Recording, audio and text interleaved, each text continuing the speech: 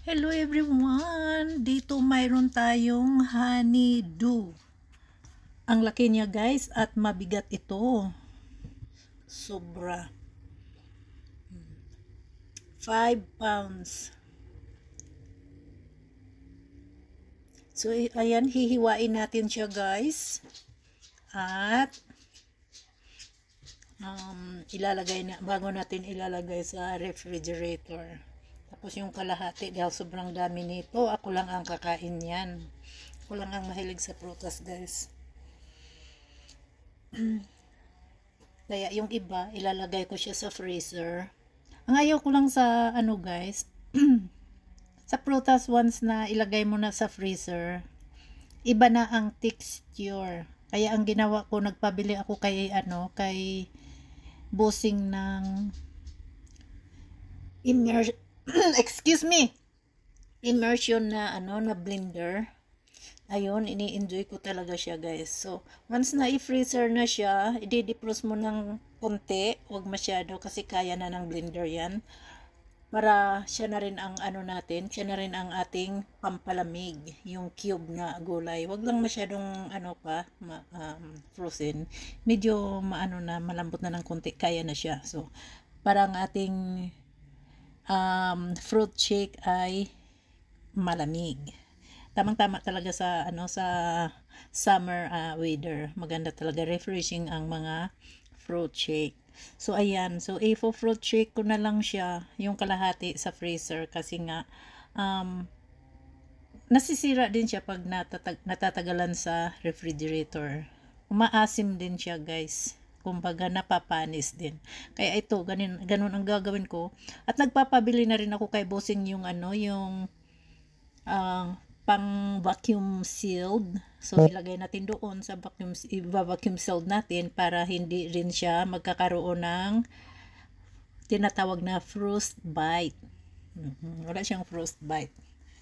So ayan, ganun siya guys, para nga tawag dito, tatagal ang ating mga food, lalo na pag mag-isa lang ang kumakain.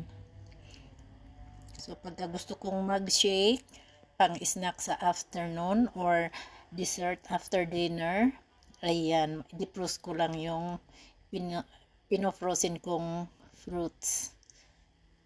Yeah. Pwede mong lagyan ng siya, yung anong tawag doon, yung lang siya, nakalimutan kong bumili kanina, nasa store ako, yung tonic water. Yeah, tonic water. 'Di ba mga tonic water ngayon may mga flavor na rin sila. Yeah. Gusto ko yung flavor na yung peach at saka yung lime. Pero yung yung ibang prutas, ito kasi hindi ko pa ito na try ng gatas ang ilagay. Kung wala siguro akong choice, gatas. Pero mas maganda ang ilagay mo nito is tonic water or juice. Yeah. Magandang panlagay na juice dito ay yung apple. Yeah, perfect yan siya. Tapos kung kagaya ko, nagdahan-dahan ka sa mga sugar, huwag ka nang mag-add ng sugar. Okay na yan. Yeah, ako kasi nag-iingat sa sugar para hindi tayo magkakaroon ng sugar diabetic. Kasi alam nyo na pagka medyo may edad-edad na ang mga lula, ingat na sa mga kinakain. Hindi lahat ng kinakain natin noong tayo bata-bata pa ay pwede pa ngayon. Yeah. Base sa aking research, hindi na nga pala ako pwedeng kumain ng mga saging. Ay naku, Ginoo. Kaya pala, so pagka mayroon tayong mga nararamdaman sa sarili natin, i-research natin guys. Kailangan alamin natin kung ano yung mga nararamdaman natin para ang ating research ay accurate. Diba? Relate sa akin yung mga kaedad ko dyan na ang tuhod natin talaga minsan, yung parang pagka matagal na tayo nakatayo, sumasakit. Pagka lakad tayo ng lakad, sumasakit. Kasi ganun talaga yun guys. Meron na tayong mga gaps sa ating mga luat-luatan, join in English. Kaya, i-research na talaga natin ang ating mga kinakain. Kahit prutas, sabihin natin ang prutas ay healthy, hindi rin pala. Yeah. Kung high acidic ka, kagaya ko, nako, pineapple is your enemy. Yeah, lahat ng mga acidic na prutas. Yeah. Kaya ayun, ingat-ingat tayong mga may edad na para ma-enjoy pa natin ng mahaba ang ating pag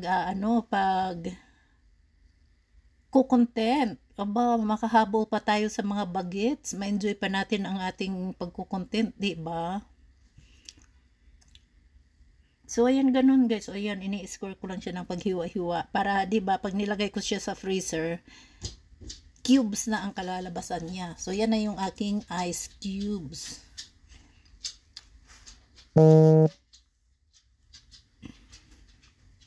So, ayan, ganun. Simple-simpleng ano lang. Simpleng vlog lang. Ganun, katuwaan. Yan, hindi naman tayo mga ano dito, mga perfect na kailangan i-ano natin ang ating pagbablog. Kailangan, huwag natin pa anuhin, poproblemahin kung ano ang iba-vlog natin. Yeah, diba? Pang araw-araw. Share your knowledge. O yan, diba? Habang nagbablog ka, ikwento mo ang iyong personal experience. Kung bakit ka naghiwa ng ano dyan, honeydew. Bakit ako naghiwa ng honeydew? Gusto kong kumain ng honeydew. Ayun. Just for laugh. So anyhow, thank you sa mga ano dyan, sa mga taga-support. Maraming salamat sa walang sawang support. Ayan. So, ayan nga. Tapos, support is the key. Share is blessing. Share your blessings para maka-share din kami sa iyong blessings, diba? Happy ako pag may naririnig akong bless sila sa ano nila, sa mga pang-araw-araw nilang life, diba? Kaya wag nating masyadong anong tawag doon, yung iba kasi inaano nila masyado silang na-stress. Wag nating stressin ang sarili natin. Vlogging is supposed to be for fun. It's not stress. Ako hindi ako nai-stress sa pagbablog. Nai-stress ako sa mga alam nyo na, wag na nating pag-usapan. Baka ma-stress din kayo. Yun bang hindi ka nila kilala pero kung makaasta akala mo bangko kanila. Yun, short story.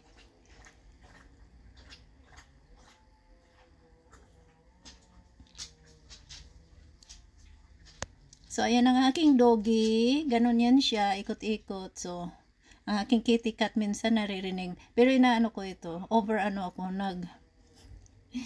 nag voice over ako guys kasi may music. Hindi na ako sumigaw at sinabi kay bossing na hinaan niya ang kanyang TV. Minsan lumalakad ako, sabihin ko kay bossing, hinaan mo TV mo. Pero this time sabi ko, baka sabihin ni bossing na, aba, hindi na ako makakapanood ng TV ko dahil palagi ka na lang nagbi-video. Ganun ba? Minsan mag-mindset din naman tayo. Yeah, mag-mindset tayo. Huwag palaging sawayin ang ating kasama sa bahay na pag nag-iingay sila dahil nagbi-video ka. Oo. Baka mamaya sabihin, palagi na lang, ikaw. Always video. Kailangan i-balance din natin ang ating buhay, no? Para walang gulo. Pag gusto nilang manood ng TV na pati kapitbahay nakakarinig, hayaan mo sila.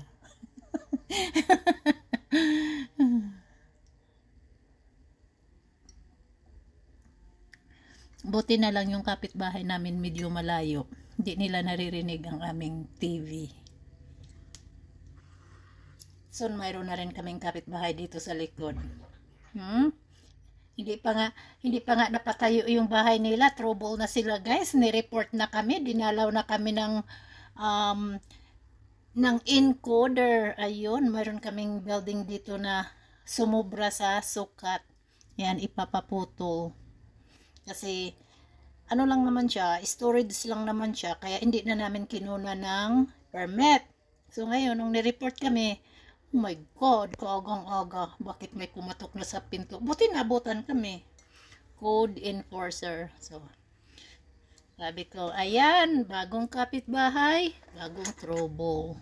Ang tagal-tagal na yung building na yan, yung ano namin, storage namin. Binild namin yan noong 2016. So, ayan, kung hindi kami nagkaroon ng kapitbahay na magpapatayo ng bahay dito sa likod namin, walang problema. Tapos ngayon, sinabi ng asawa ko na, bakit sila? Ang lapit-lapit sa property ko yung pag nila. Ay, may nag-report din daw sa kanila, don't worry.